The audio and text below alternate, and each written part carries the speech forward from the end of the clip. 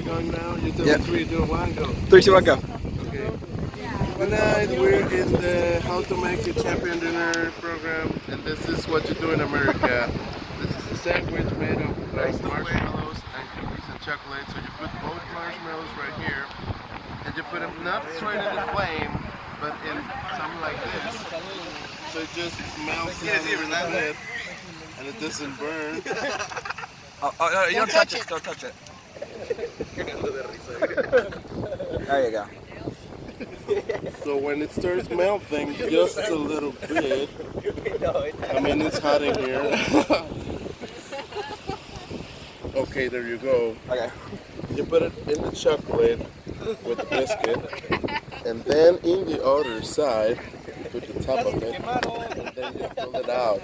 Yeah. There you go. That's beautiful. Some more. That's what you do in America, my friend.